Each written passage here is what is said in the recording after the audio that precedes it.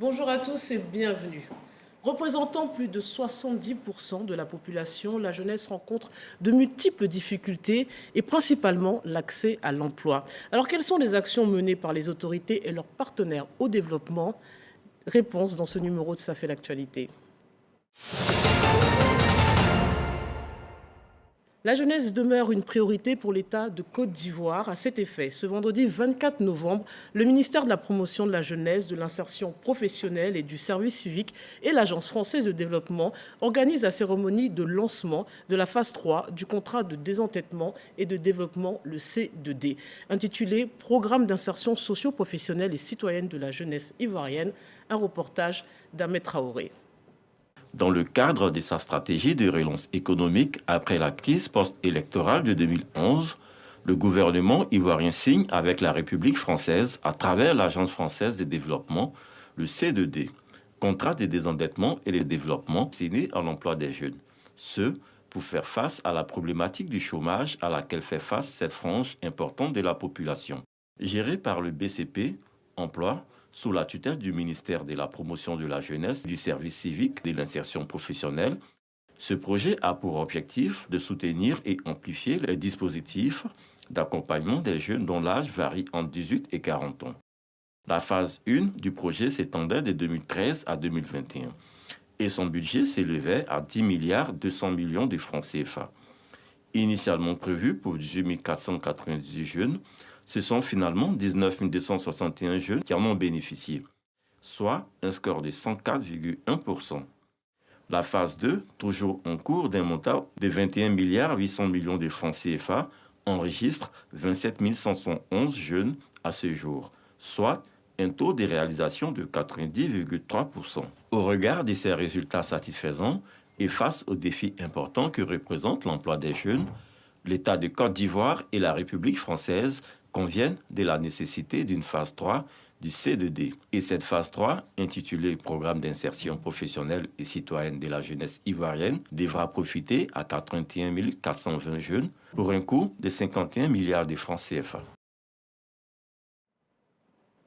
Depuis près de 10 ans, la Côte d'Ivoire et la France sont signés un contrat de désendettement et de développement, le C2D. Ce projet participe à la résolution de la problématique de l'emploi des jeunes en Côte d'Ivoire. Mais comment fonctionne le C2D? Qui sont les bénéficiaires et pour quels résultats? Pour en parler, je reçois Mamadou Touré, ministre de la Promotion de la jeunesse, de l'insertion professionnelle et du service civique. Bonsoir et bienvenue. Bonsoir. À vos côtés, ou je devrais dire plus face à vous, Monsieur Adrien Hey, directeur de l'Agence française de développement, l'AFD. Bonjour et merci d'être présent. Bonjour. Monsieur Souleymane Koné, président de la région de Kabadougou, représentant de l'Association des régions districts de Côte d'Ivoire, la RDCI. Bonjour et bienvenue. Bonjour madame. Et Monsieur Acho Yapo Landry, bénéficiaire TIMO. Vous êtes agriculteur depuis, notamment production de concombres et autres, on le verra tout au long de l'émission. Bienvenue et merci d'être parmi nous. Bonsoir. Messieurs, la République de la Côte d'Ivoire et la République française ont signé donc le 1er décembre 2012 un contrat de désendettement et de développement, le fameux C2D. Qu'est-ce qui a motivé la signature de ce contrat entre la France et la Côte d'Ivoire? Cette signature est intervenue dans un contexte post-électoral. Vous savez que nous avons eu des élections en 2010, le président Ouattara a été élu. Dès sa prise de fonction, la France fait partie donc, des premiers partenaires donc, décidés à soutenir la relance économique donc, dans notre pays.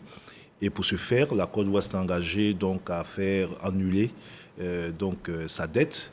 Et au niveau bilatéral, la France et la Côte d'Ivoire ont eu cet instrument, donc qui est le contrat de désendettement, qui signifie simplement que, en principe, la dette que la Côte d'Ivoire avait vis-à-vis de la France et qui doit être remboursée, ces ressources reviennent, mais en étant investies dans les secteurs prioritaires décidés donc, par les deux pays. Donc c'est l'emploi des jeunes, c'est au niveau donc, des infrastructures, c'est l'éducation. Et donc c'est un nouvel instrument donc, de coopération qui vise donc, à transformer donc, la dette en action de développement en fait, qui impacte les populations. Une reconversion de dette oui. Qui est maintenant injectée, je crois, par le biais de la BCAO dans la politique publique. L'Agence française de développement. Oui, et qui utilise aussi l'agence sous-régionale La Banque centrale? Oui, en fait, la Banque centrale, c'est un vecteur par lequel passent les fonds. Mais comme disait Monsieur le ministre, le C2D, c'est un instrument de conversion de dette. Donc la Côte d'Ivoire rembourse sa dette.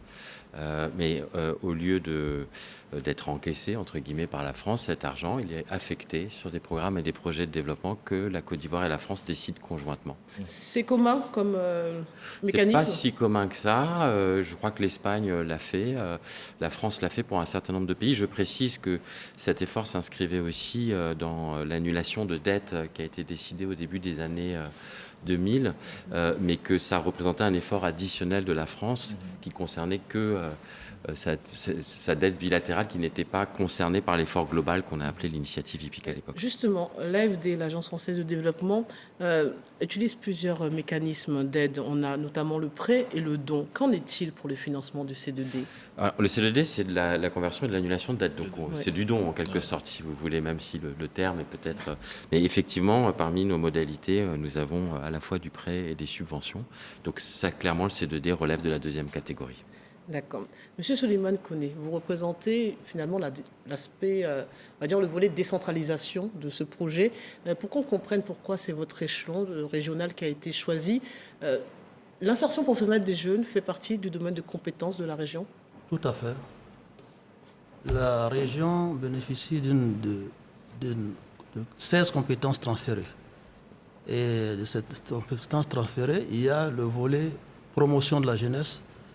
Et vous l'avez dit à l'entame de l'émission, nous sommes dans un pays où il y a 70% de jeunes.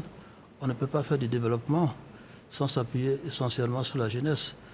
Donc, en un mot, nous sommes en plein en termes de responsabilité locale dans la compétence transférée dans la jeunesse.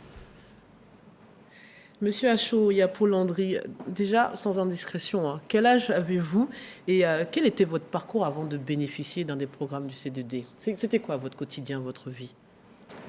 J'ai 35 ans et avant, je ne faisais rien. Je ne faisais rien. Après le bac, j'étais en quête d'emploi, je ne faisais rien. Et c'est là, dans un communiqué à la radio arc-en-ciel à Bobo, j'ai appris l'annonce et je me suis rendu sur le lieu d'inscription. Ils m'ont donné une fiche de candidature que j'ai remplie. Et une semaine après, ils m'ont rappelé pour venir faire une sélection. Je suis allé, j'ai tiré un bon numéro.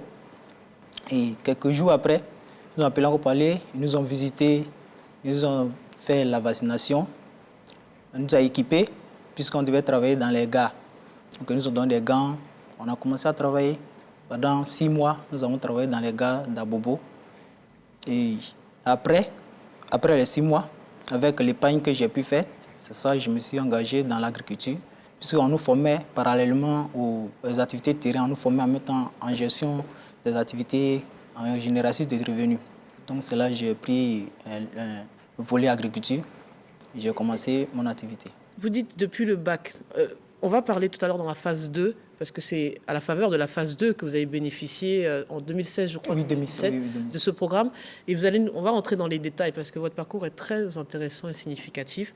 Et on va comprendre comment on a pu vous accompagner à ce que vous êtes aujourd'hui un auto-entrepreneur. Oui, oui. D'accord, on va y revenir. Monsieur le ministre, ce bénéficiaire était donc déscolarisé, sans emploi, avant d'intégrer le projet C2D. Vous savez quelle est la proportion des jeunes au chômage encore actuellement dans notre pays?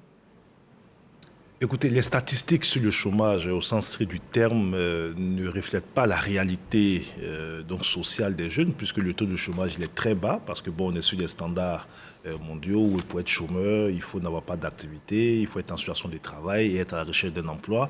Alors que vous avez beaucoup de jeunes qui vivent de petits boulots, qui sont dans la précarité par manque de formation, d'éducation, etc. Et donc nous, on préfère prendre d'autres chiffres qui est le taux combiné donc, de chômeurs, d'emplois précaires. Et donc, vous avez autour donc, de 25% donc, de jeunes qui se retrouvent dans cette situation. Je ne parle pas de ceux qui ne sont pas à l'école. Et dès sa prise de fonction en 2011, la question donc, de l'insertion des jeunes a été une priorité pour le chef de l'État. On sortait d'une décennie de crise où il n'y a pas eu vraiment d'investissement dans le secteur éducation, formation. On a eu, pendant cette décennie, chaque année, près de 400 000 jeunes qui arrivaient sur le marché du travail sans perspective. Donc, vous faites un stock de 4 millions donc, de jeunes qu'il fallait traiter. Vous avez des ex-combattants donc, qui devaient être resocialisés parce qu'avec tous les groupes armés qu'on avait au nord comme au sud. Et donc, ce programme, comme tant d'autres, est venu aider le gouvernement donc, à adresser donc, le problème donc, du chômage des jeunes et apporter des réponses très concrètes en permettant donc à des jeunes comme une show qui étaient sans perspective donc d'avoir aujourd'hui une perspective réelle à travers donc des activités génératives de revenus. Mais vous le dites, ça a débuté il y a 10 ans, sortir de la crise post-électorale. Et c'est vrai que depuis, le pays revient de loin. En tout cas, sur le plan économique, tous les signaux sont au vert. On est la locomotive de l'UEMOA. Mais comment comprendre que l'économie ivoirienne n'arrive pas à créer davantage d'emplois, surtout pour les jeunes? Non, on a renoué. On a renoué depuis 2011 avec la création d'emplois. N'oubliez pas que pendant la période 2000-2010, avec toutes les crises qu'on a connues, conflits armés, crise économique, etc., nous avions donc des pertes sèches en termes de création d'emplois, en termes d'emplois année après année. Mais depuis 2011-2012, la Côte d'Ivoire a renoué avec la création d'emplois. Sur la période 2012-2017, c'est quand même 2 800 000 emplois qui ont été créés, aussi bien au niveau formel qu'informel. Et donc, mais cette dynamique n'était pas suffisante parce que je vous ai parlé d'un stock de près de 4 millions de jeunes sur la période et ça ne prend pas en compte des jeunes qui continuent de sortir de notre système éducatif, 300 à 400 000 chaque année. Donc il fallait pour le gouvernement d'abord renouer avec la création en termes de, renouer la croissance en termes de création d'emplois avec un secteur privé qui devient de plus en plus dynamique. Nous avons aujourd'hui, notre économie génère près de 100 000 emplois formels. Je parle donc au niveau du secteur privé comme de l'administration publique. Mais nous avons aussi, en termes donc d'esprit d'initiative, beaucoup d'opportunités donc de création d'emplois, comme une show donc qui a commencé avec des TIMO, qui a été formé et qui aujourd'hui est dans le domaine agricole. Et voilà. Et donc, pour nous, c'était quand même important. Et je voudrais ici dire que cet instrument, en tout cas sur son volet emploi, est venu compléter un dispositif national et a permis de donner une lisibilité en termes donc d'opportunités pour les jeunes dans notre pays. Justement, la phase 1 du projet qui couvrait donc la période de 2013-2021 d'un montant de 10 milliards d'euros, un peu plus de 10 milliards de francs CFA, pardon, a bénéficié à 19 261 jeunes, dont 42% de femmes. Pourquoi avez-vous décidé mutuellement de reconduire ce partenariat ? Je crois parce qu'on trouvait que les résultats étaient encourageants et satisfaisants. Sur le premier programme, on a constaté avec nos partenaires des résultats en termes d'insertion professionnelle et de maintien à l'emploi très supérieurs à ce qu'on pouvait observer sur d'autres initiatives, entre 60 et 75%. Donc ça veut dire qu'entre 2 tiers et 3 quarts des jeunes qui sont appuyés par ce dispositif gardent un emploi ensuite ou voient leurs revenus augmenter, comme c'est le cas, j'espère, pour M. Yapo. Il nous le dira. Donc voilà, c'est ça qui nous a amené à dire il faut amplifier, il faut continuer ces efforts-là en essayant de répondre aux défis que rappelait M. le ministre, c'est-à-dire qu'il y a 400 000 jeunes chaque année qui arrivent sur le marché de l'emploi en Côte d'Ivoire, à qui il faut offrir des perspectives. Le secteur formel ne produit que 100 000 emplois, donc il y a 300 000 emplois à essayer de trouver ou de susciter, parce que dans ces opportunités, il y a aussi beaucoup de jeunes qui ont des bonnes idées, qui veulent se lancer, qui veulent créer leur entreprise, mais qui ne savent pas comment on fait, qui ont besoin d'un accompagnement technique pour faire un business plan ou qui ont besoin d'un financement. Et ça, si aujourd'hui vous allez auprès d'une grande banque commerciale, avec un petit projet comme celui de M. Yapo, vous ne trouverez pas de financement pour vous lancer. La phase 2 du projet de 2016, cette fois-ci 2024, qui est donc toujours en cours, puisqu'elle prend fin en 2024, repose sur 3 axes. Il y en a l'appui à l'employabilité, à l'entrepreneuriat et au service civique et volontariat. Quels sont déjà les profils concernés par ces différents programmes ? Mais tous les jeunes. Oui, l'éventail est assez large. Ça va de 14 à 40 ans. Vraiment tous les jeunes. Qu'ils soient des jeunes scolarisés parce qu'ils ont besoin de stages de qualification pour améliorer leur employabilité, qu'ils soient donc des jeunes qui veulent se diriger vers l'auto-emploi, qu'ils soient des jeunes sans activité, c'est-à-dire qui ont besoin d'avoir une première expérience professionnelle, des jeunes souvent sans grand niveau, des jeunes déscolarisés, jusqu'aux jeunes les plus diplômés. Donc nous touchons toutes les couches donc, de jeunes à travers ces différents instruments. D'ailleurs, vous aurez remarqué qu'à partir donc, de la phase 2, nous avons expérimenté la maîtrise d'ouvrage délégué, donc qui permet aujourd'hui donc, de transférer aux régions une partie donc, des prérogatives donc, de l'État et donc en les responsabilisant donc, dans la mise en œuvre de certains pans de ce programme. Voilà, donc voilà ce que je peux dire. Mais c'est drôle, vous êtes tout jeune président de région, donc on imagine que ça s'applique aussi à vous, dans vos fonctions Bon, je locales. ne suis plus assez jeune que ça, mais jeune dans la position que j'ai aujourd'hui. pas en âge, jeune Bon, dans alors, cette expérience. alors j'ai la double casquette. D'abord, Voilà. ministre de tutelle, donc, qui impulse donc, ce programme, mais en même temps président des régions qui est bénéficiaire aussi donc, de ce programme. Donc vous aurez la connaissance du terrain de cette question. C'est Bien sûr. peut-être aussi Bien intéressant. Justement, ça vous concerne directement. Il parlait des fameux MOD, des maîtrises d'ouvrage déléguées. Vous allez nous l'expliquer parce que c'est vrai que la phase 2 a mis l'accent, encore une fois, sur la décentralisation et la déconcentration de ce projet. Expliquez-nous concrètement ce que ça signifie. Parce que la maîtrise d'ouvrage, c'est le propriétaire Tout à fait. du chantier et en l'occurrence, c'est l'État. Donc qu'est-ce qu'on vous demande de faire avec nos jeunes Ivoiriens ? Alors, la maîtrise d'ouvrage, comme vous l'avez indiqué, c'est le mandat de propriété. Maintenant, quand on entre dans un projet, une maîtrise d'ouvrage demande une qualification. Et c'est en cela que le maître d'ouvrage peut effectivement déléguer ou alors se faire appuyer, on peut appeler ça la maîtrise d'ouvrage déléguée ou l'assistance à maîtrise d'ouvrage. Et je crois que dans le cadre de ce projet, vous allez constater qu'il y a plusieurs acteurs. Et je voudrais en profiter d'ailleurs pour remercier infiniment Monsieur le ministre de l'insertion professionnelle pour nous avoir permis de faire cette belle expérience de maîtrise d'ouvrage déléguée en tant que collectivité décentralisée. Le fait d'être déjà collectivité décentralisée permet d'avoir le statut de maître d'ouvrage. Le maître d'ouvrage pour l'espace territorial relevant de la compétence de la région. Mais l'exercer de manière formelle, ce sera la première fois et c'est pour cela que j'insiste sur le remerciement. Ce projet nous a permis effectivement d'entrer dans le projet en appuyant l'agence qui est chargée en vérité de volet technique de ce projet et de nous initier aux méthodes de gestion des projets, à savoir la phase de profilage, la phase de programmation, de planification, de programmation et d'exécution. Et cela demande une sorte d'apprentissage. Ce projet nous a permis effectivement, bien que nous soyons dans la phase de planification et de programmation dans nos activités habituelles, mais ici c'est formalisé. Par exemple, dans le CD3, il s'agit avant toute chose d'avoir un plan, un schéma directeur de développement.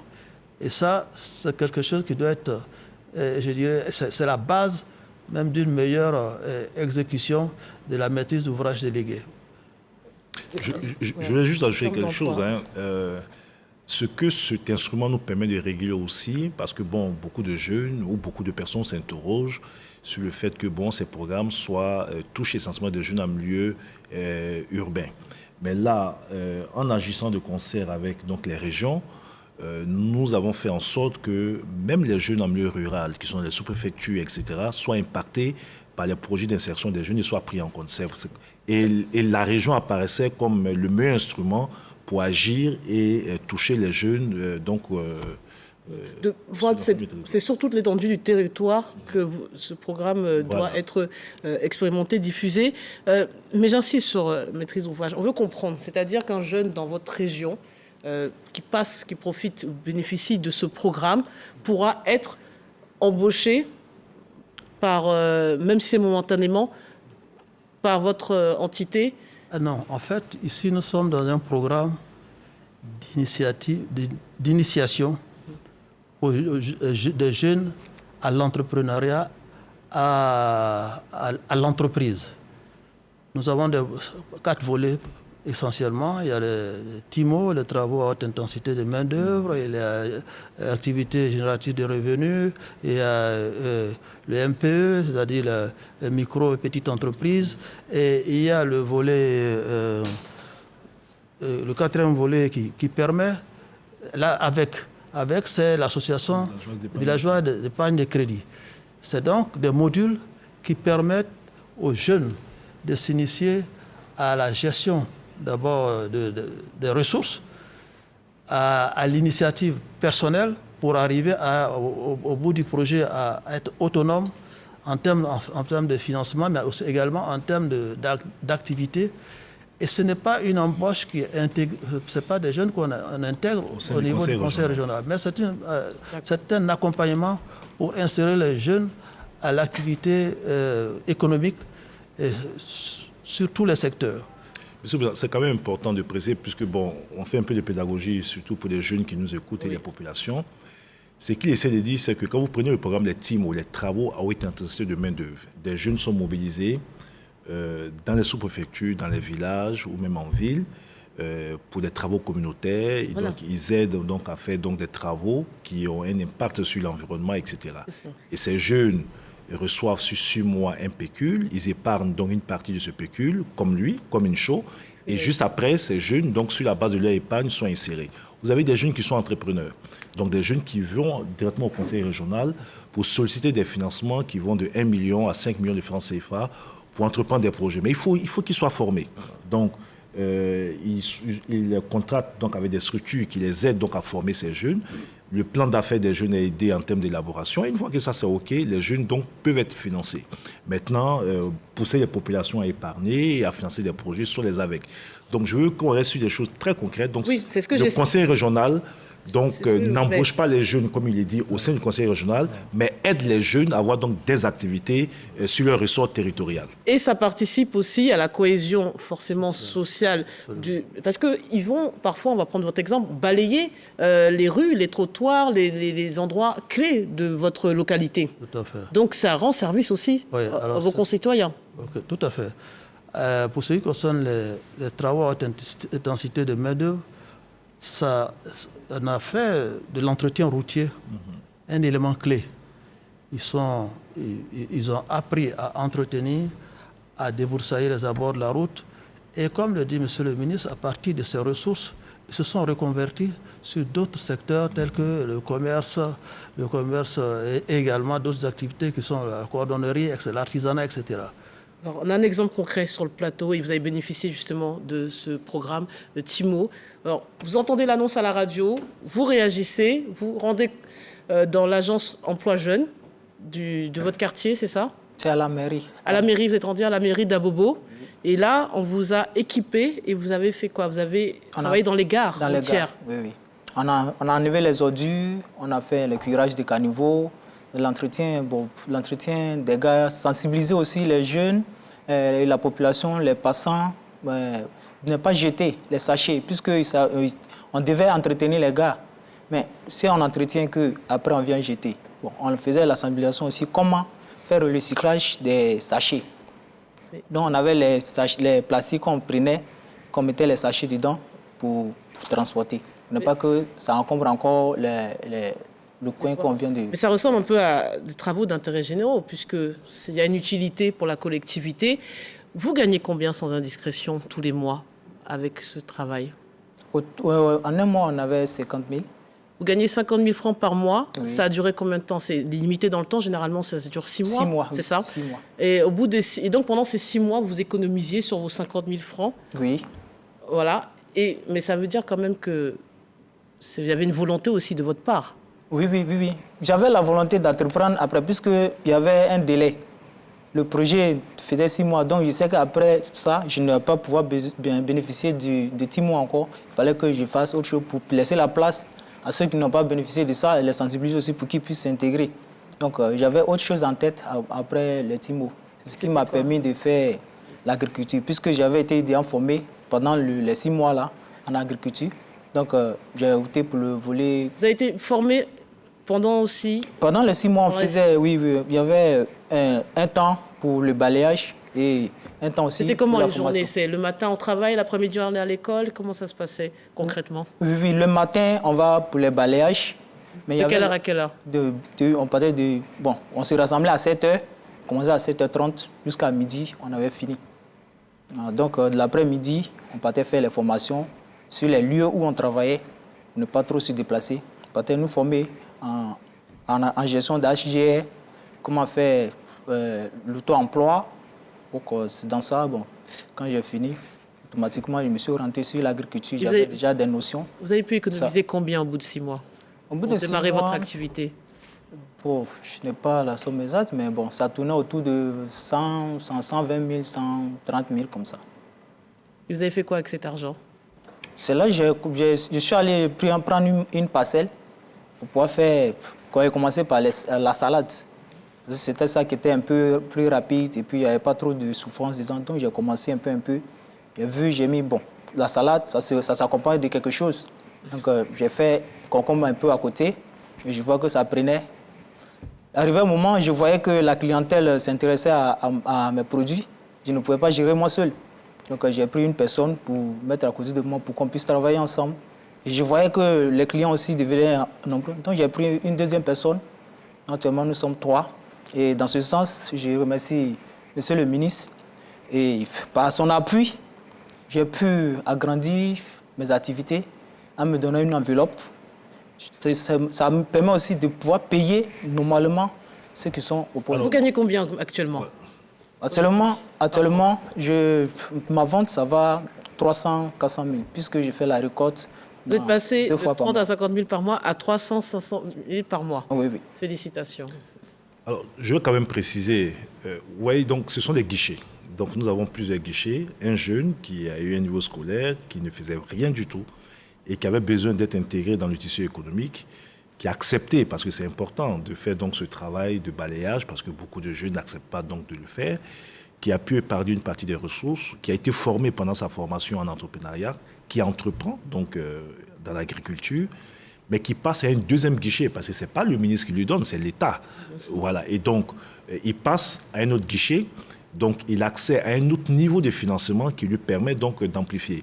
Donc, on a essayé de créer une cohérence donc, dans ce dispositif, en faisant en sorte qu'un jeune qui commence, même pas les petits mots, puisse, en fonction donc, de l'évolution et de ce qu'il veut faire, accéder donc à d'autres guichets pour agrandir donc son business ou ses activités. Donc on a vraiment un exemple patent, mais comme vous le dites, c'est aussi la volonté, aussi, il y a aussi une part de volonté du jeune. L'État ne peut pas tout faire. Il a accepté, comme vous avez dit, de faire ce job, d'économiser. Certains auraient peut-être dépensé leur salaire mensuellement. Donc il y a aussi une responsabilité, un engagement du jeune bénéficiaire. Non seulement c'est évident ce que vous dites, mais dans l'expérience d'une show, et si je pouvais donc profiter pour m'adresser à tous les jeunes, c'est qu'on peut partir de rien. Et on peut commencer tout petit et arriver donc à une situation où aujourd'hui, de la situation d'employé, il est aujourd'hui lui-même employeur, puisque ses activités économiques lui ont permis donc d'employer au moins 2 personnes pour lui permettre de faire des activités avec des revenus qui ont été multipliés par 8. Et donc, oui, il faut de la volonté. Nous, notre rôle au niveau de l'État, c'est de mettre en place toutes les opportunités. Maintenant, il revient aux jeunes de les saisir. Et voilà. Justement, en tant qu'agence de financement, c'est quoi votre rôle tout au long de ce parcours? C'est au-delà du financement, c'est du conseil, c'est de l'orientation, et peut-être même du contrôle, a posteriori, de voir si les fonds alloués ont été à leur destinataire. Je vais vous répondre tout de suite. Je voudrais juste insister sur plusieurs choses qui ont été dites et qui font aussi que l'AFD a décidé de poursuivre ces programmes et de les amplifier.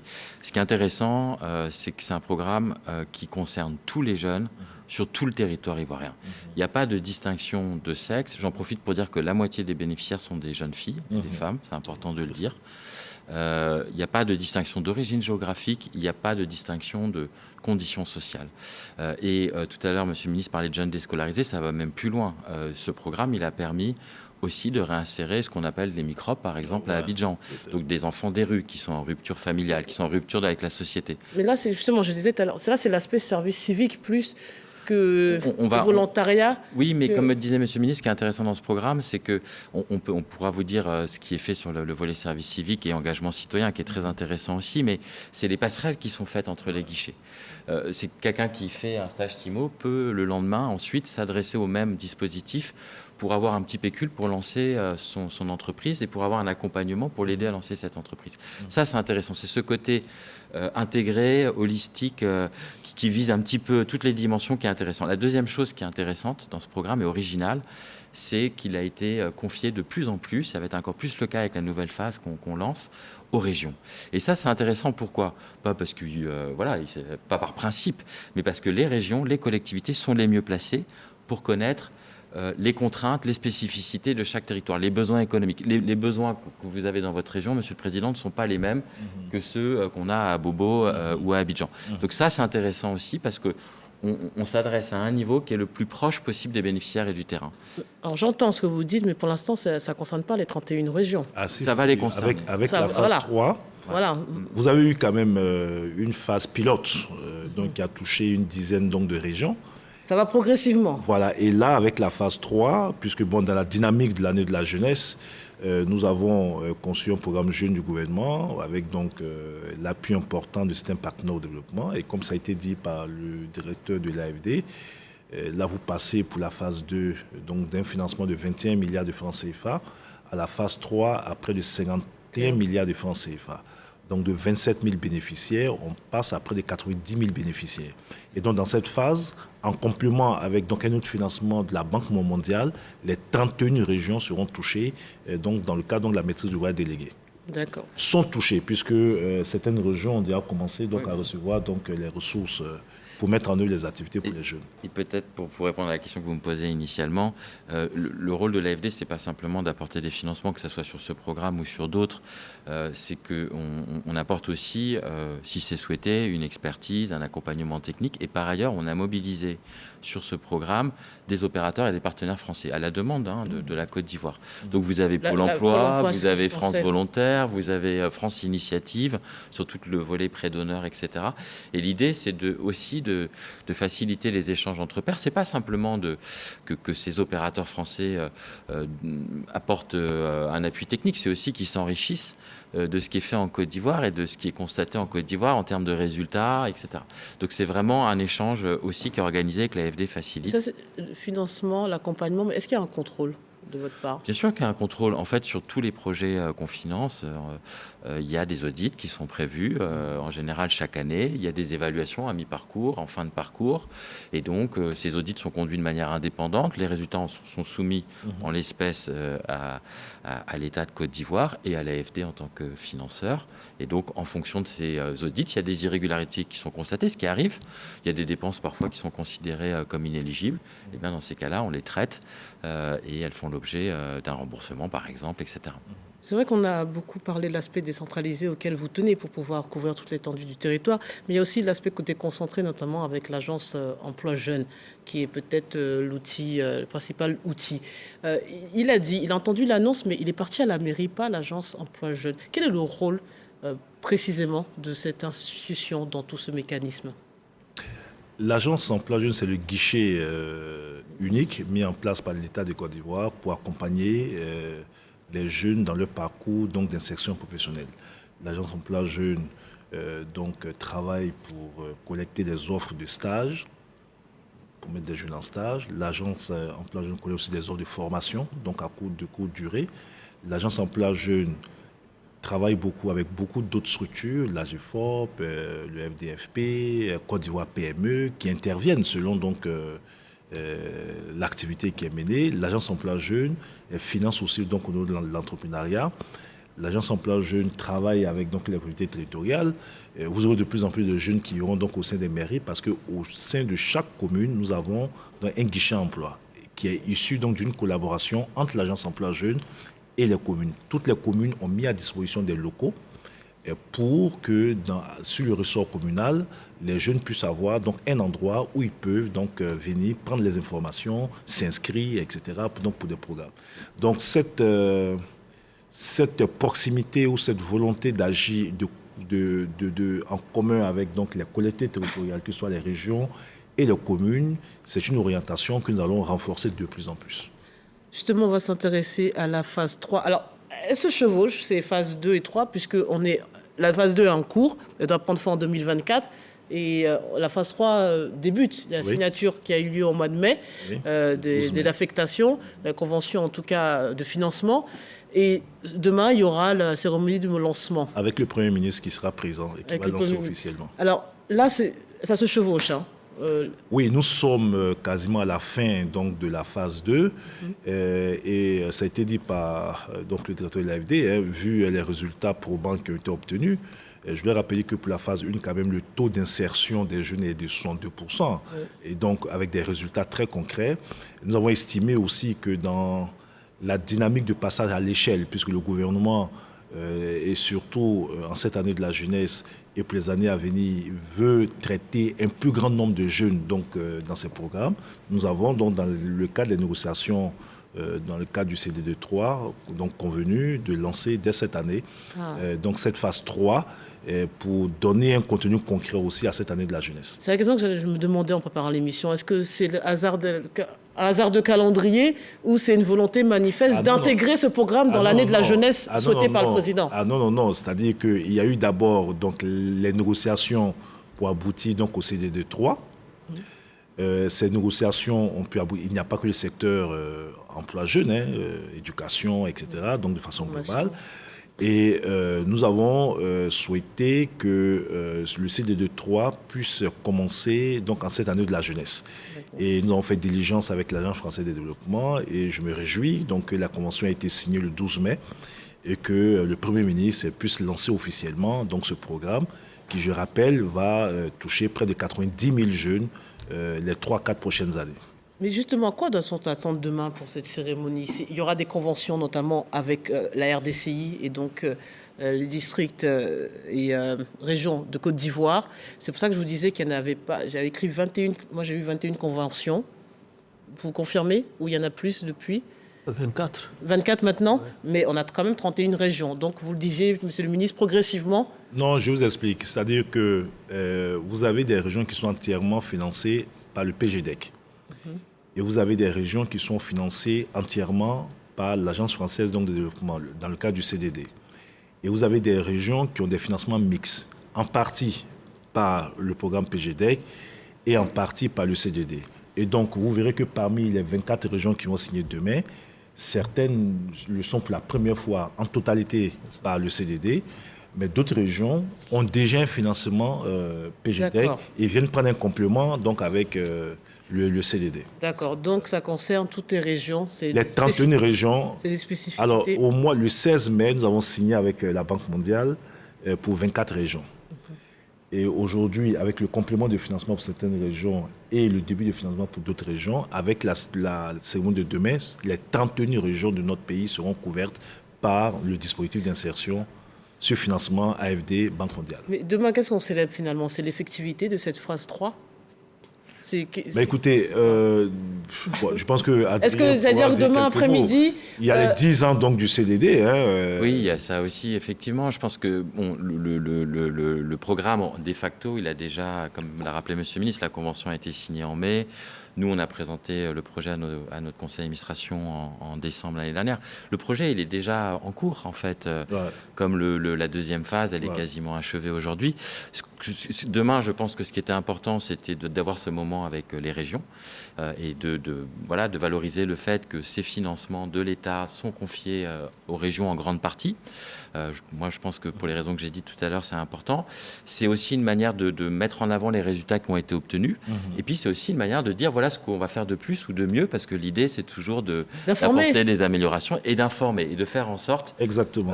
Parce que c'est, je crois, un souci qu'on partage grandement avec Monsieur le ministre, de faire en sorte que ce dispositif soit connu, que les gens puissent y avoir recours, etc. Vous ne connaissez pas le CDD avant de préparer cette émission. Voilà. Donc, il y a un problème d'information. Oui, si je peux me permettre, comme ça a été dit par Adrien, les activités ont déjà commencé. Beaucoup de jeunes ont commencé à avoir des stages, etc. Les régions vont progressivement commencer la mise en œuvre des activités, etc. Mais comme les Ivoiriens savent que ce programme qui existe depuis 10 ans a permis donc de produire beaucoup d'INCHO. Et donc, l'un des objectifs, c'est de montrer que nous avons des instruments efficaces qui marchent donc, dans ce pays, dans notre politique d'insertion professionnelle. C'est important de le dire, parce que beaucoup sont encore dans la perception, on ne voit rien de marche, etc. Pour le CDD3, vous avez certains jeunes qui sont déjà bénéficiaires en cette année de la jeunesse. Il est important donc de montrer déjà où nous en sommes. Et surtout les perspectives. C'est-à-dire qu'on ne restera pas seulement dans le bilan, dire que bon, parce que ça a marché hier, et parce que nous avons pris beaucoup plus de précautions et nous avons amélioré donc les dispositifs, les 3 prochaines années, voici les résultats que nous comptons donc avoir avec donc cet instrument efficace. Mais allons même au-delà de ces 3 années, parce que ce CDD, la phase 3 prend fin en 2027. Vous, au niveau du ministère, vous avez déjà envisagé l'après-CDD ? Écoutez, nous avons un programme, qui est le programme Jeunes du gouvernement, qui a été élaboré dans le cadre donc, de cette année de la jeunesse. C'est un programme triennal, 2023-2025. On a quand même des programmes qui vont au-delà, donc 2026-2027. Et ce programme est en cohérence avec le plan national de développement. Donc le gouvernement aujourd'hui a un cadre d'intervention sur les politiques d'insertion des jeunes. Et nous pensons que vraiment, le succès et la réussite donc, de ces différents programmes permettra de se projeter au-delà donc, de 2025. Mais l'idée vraiment tout de suite, c'est d'amplifier ces programmes, c'est d'avoir des résultats probants et surtout donner des perspectives à ces jeunes. Et je voudrais pardonner, c'est quand même important. Vous avez une show est bénéficiaire. Il s'appelle une show. Est-ce que vous savez que dans ce pays, beaucoup de jeunes pensent que pour accéder à ces programmes, et je pense que ça a été déjà répondu par Adrien, on pense qu'il faut connaître le ministre, il faut faire ceci, cela, alors que nous avons mis un accent sur la transparence totale autour de ce programme. Et il a été choisi pas par affinité avec tel ou tel responsable. Il a entendu donc un message à la radio, il a été compétit, ça a été un tirage au sort, il a eu le bon numéro, il a été profilé, et aujourd'hui il est ce qu'il est. Donc dire aussi que le gage que nous prenons, c'est de faire en sorte que l'égalité des chances soit une réalité dans notre pays et que ce programme soit le plus efficace et le plus transparent possible pour que tous les jeunes puissent en profiter sur l'ensemble du territoire. Est-ce que l'une de vos attentes avec ce programme, c'est que finalement de créer un écosystème un peu en faveur de l'emploi des jeunes et qui va se pérenniser même au-delà de la date butoir? Et ça a été l'assistante technique qui apporte aujourd'hui à l'Agence Emploi Jeune, qui est le guichet unique d'insertion professionnelle, c'est de faire en sorte qu'en copiant des modèles de type Pôle emploi ou avec l'appui d'expertise français, etc., en même temps que ce programme se met en place, la capacité opérationnelle de l'Agence Emploi Jeune, des régions ou d'autres structures puisse augmenter année en année pour que demain, si nous n'avons plus de programmes spéciaux tels que CDD, on ait des instruments nationaux qui puissent poursuivre parce que ces instruments auront gagné en compétences. Voilà. Créer une dynamique que vous souhaitez voir pérenniser. Si vous prenez l'AEJ par exemple, l'AEJ au départ, elle n'était pas présente dans toutes les régions. Ouais. Le programme a permis de déployer l'AEJ dans toutes les régions. L'Agence Emploi Jeune, je précise. L'Agence Emploi Jeune, pardon, c'est vrai qu'on utilise trop les acronymes. C'est pareil pour l'Office national de service civique. Les capacités aujourd'hui de cet office ne sont pas les mêmes qu'il y a 10 ans par exemple. Mais vous parlez, c'est vrai que j'ai vu vraiment l'éventail extrêmement large, le spectre de, vous voyez, des jeunes qui peuvent bénéficier, encore une fois, de 14 à 40 ans, sans diplôme, avec des diplômes. Donc, visiblement, il y a une volonté d'atteindre tout le monde, à tous les niveaux. Maintenant, il y a aussi des différences, et c'est pour ça que je voulais qu'on dise quelques mots quand même sur le service civique. Est-ce qu'il y a quand même des profils qu'on ne peut pas immédiatement insérer parce qu'il y a peut-être un autre travail à faire dans un parcours peut-être plus difficile avec... vous voyez, est-ce qu'il y a aussi un temps d'adaptation? Il faut des parcours transitoires pour certains parcours de vie. On ne peut pas les embaucher immédiatement. Mais bien évidemment, je pense qu'Adrien l'a dit, quand vous prenez tous ces jeunes que je considère comme des exclus sociaux, parce qu'addicts à la drogue, microbes, etc., qui n'ont aucune chance donc d'avoir un emploi, parce que je ne vois pas un jeune addict d'alcool, de drogue qui peut être embauché dans une entreprise. Je ne vois pas un jeune accoutumé donc à la délinquance qui peut être donc se prendre en charge, etc. Le dispositif des services civiques que nous avons mis en place dans le cadre du programme qui s'appelle SKIDE permet justement donc d'agir pour resocialiser ces jeunes, les récupérer, leur apprendre déjà la discipline, les traiter pour qu'ils ne soient plus addicts à la drogue, etc. Surtout leur apprendre un métier et ensuite les insérer durablement dans le tissu économique. Donc vraiment, ça concerne tout le monde. Tout le monde. Et ça marche. Enfin, ce qui est étonnant avec les SCAED, on en a visité un certain nombre ensemble avec Monsieur le Ministre à différentes occasions. Et ce qui est étonnant, c'est qu'on a des jeunes qui étaient vraiment sortis de la route, à qui pensaient ne pas avoir de seconde ou de troisième ou de quatrième chance, parce que parfois on parle de quatrième ou cinquième chance, et qui, grâce à ce genre de programme, au bout de 3-4 mois, ont trouvé un emploi. Donc parce que c'est pas simplement les remettre sur le chemin, mais on leur apprend, c'est un petit peu comme ce que vous disiez tout à l'heure, c'est-à-dire que pendant que vous faisiez le TIMO, en même temps vous appreniez des choses en matière d'agriculture. Là c'est pareil, c'est-à-dire que les jeunes qui vont dans ces centres civiques, effectivement sont rééduqués entre guillemets à la vie en société, on leur apprend la discipline, à se lever le matin, à manger sainement, etc. Mais en même temps, on essaie de savoir quel métier les intéresserait, et on a recueilli beaucoup de témoignages assez touchants de jeunes filles et de jeunes hommes qui trouvent finalement une vocation à devenir électricien, plombier, à travailler dans la sécurité, etc. 2 points. Environ un tiers des jeunes de 15-24 ans aspirent à intégrer le secteur public, alors que ce secteur n'est pourvoyeur que seulement de 2% des emplois. Le secteur privé reste un acteur majeur. Comment est-il associé ? Le secteur privé est au cœur de ce dispositif. Vous savez, on ne peut pas trouver des stages pour des jeunes si le secteur privé ne joue pas sa partition. Donc il est vraiment le partenaire au cœur de ce dispositif. Donc déjà, la collecte d'opportunités, c'est auprès du secteur privé pour des stages, pour la mise en activité dans une entreprise, etc. Au niveau des collectivités territoriales, dans les régions, je pense que c'est pareil. Mais ce que nous voulons aussi, c'est c'est d'accompagner certains jeunes à être eux-mêmes des entrepreneurs. Et donc il y a pas mal de dispositifs, le prêt d'honneur, etc. Donc qui permet à des jeunes eux-mêmes d'avoir leur propre entreprise et d'être employeurs. Oui, vous dites que... En fait, on veut savoir par quel mécanisme. C'est quoi ? C'est une incitation à l'embauche ? C'est quoi des exonérations fiscales ? Comment vous faites pour motiver le secteur privé ? Je comprends bien votre question. Ce que le gouvernement fait déjà, si vous prenez l'annexe fiscale, oui. Le gouvernement ivoirien a prévu une série de mesures justement pour inciter le secteur privé à accompagner la politique d'insertion professionnelle des jeunes. Okay. Vous prenez un jeune en stage aujourd'hui, vous avez droit à un crédit impôt. Vous prenez des jeunes en apprentissage au sein de votre entreprise, vous avez des crédits impôts. Vous embauchez un jeune Ivoirien, vous avez des crédits impôts. Donc il y a une batterie de mesures pour accompagner ce secteur privé dans l'accompagnement de la politique globale d'insertion des jeunes dans notre pays.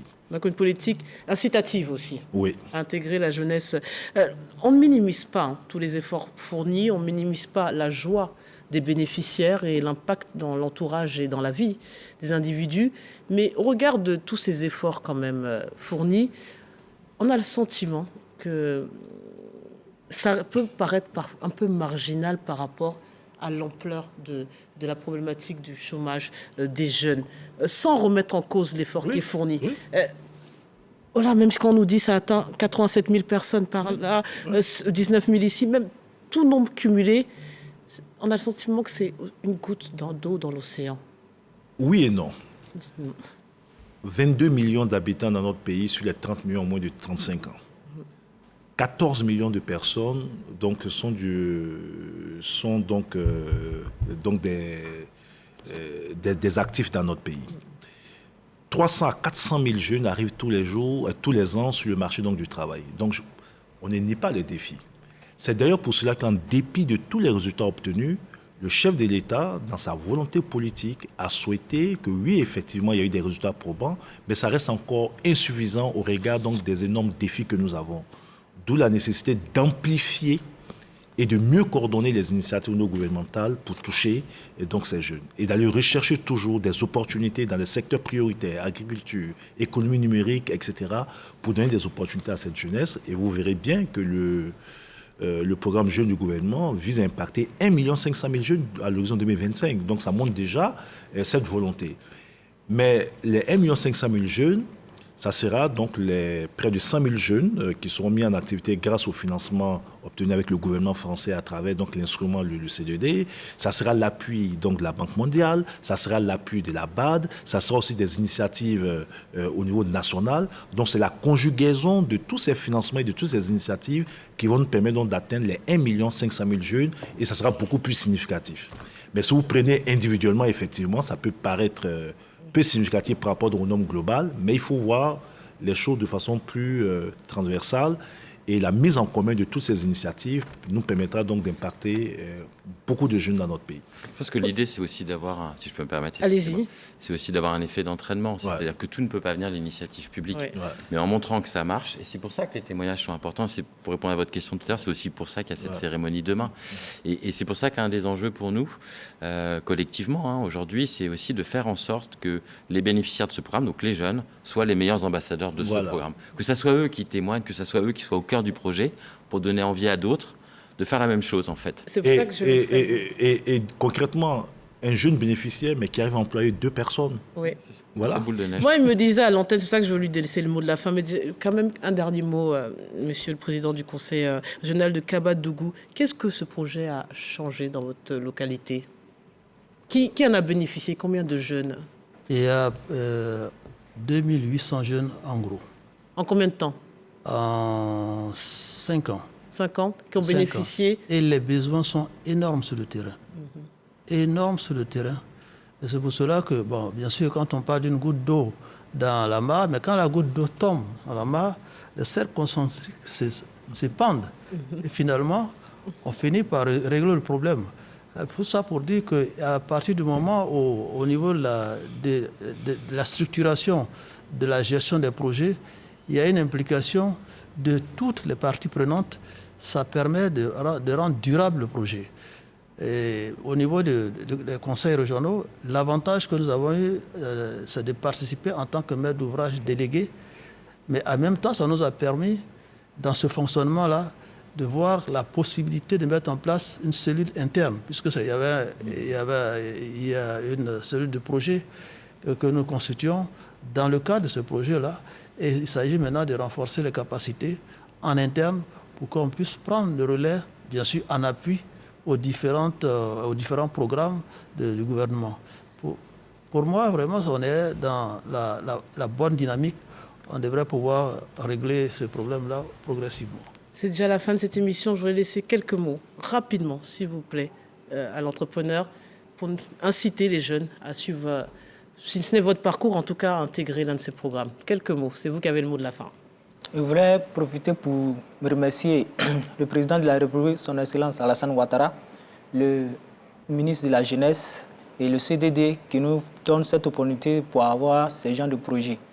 Grâce à ces projets-là, aujourd'hui, je suis homme. Je suis un homme. Il me disait qu'il est fier d'aider sa maman, sa famille. Oui, j'aide ma famille. On m'appelle maintenant, on me fait des coups de fil. J'arrive à subvenir aux besoins de ma famille. Donc, j'exhorte tous mes jeunes, tous mes frères, la jeunesse, de participer. Ces projets-là, ça ne trahit pas. Ça ne trahit pas. Il y a l'avenir dedans. Quand tu te donnes le courage, avec le courage, ça marche. Bravo et merci beaucoup pour ce témoignage. Félicitations à vous, parce que je pense qu'il y a aussi une part de volonté qui vient de vous, beaucoup de mérite. Donc félicitations, bonne continuation. Merci infiniment, messieurs. Merci beaucoup. Sur ce plateau. Merci beaucoup. Merci de nous avoir suivis. Restez sur RTI 1.